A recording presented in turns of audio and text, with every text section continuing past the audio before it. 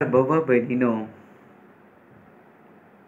जर हांवें आनी तुमी इल्लो आमच्या बेजूड जिवितान वेळ काडन आमच्या भुरगेपणाचे दीस उडासा काडल्यार खंडीत आमकां बरें पोवन जायत.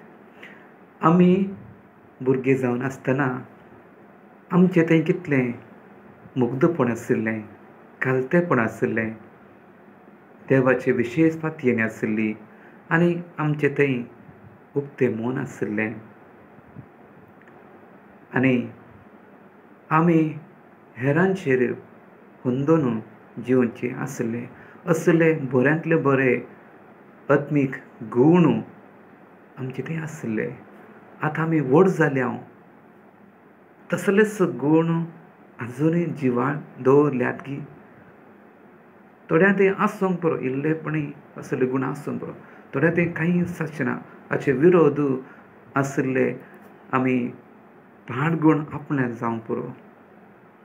तर आयचे देवाचें उतर प्रत्येक जावन शुभ वर्तमानांत जेजू आमकां परत ल्हान भुरग्यां पर्यंत जावंक आपणयता.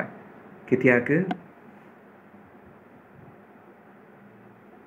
सर्गा राजाक प्रवेश जावचे खातीर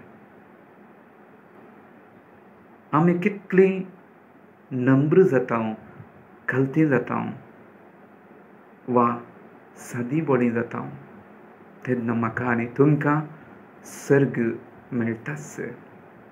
पळय मुगाळ भाव भयणीनो, जेजू आनी एक उतर उल्लेख करता.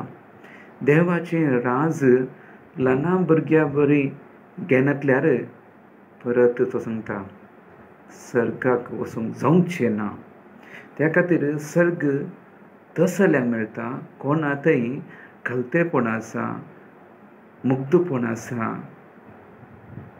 विशेश पातयेणी आसा आनी सदांच देवाचेर सोन उरता, तसल्यांक मेळटा.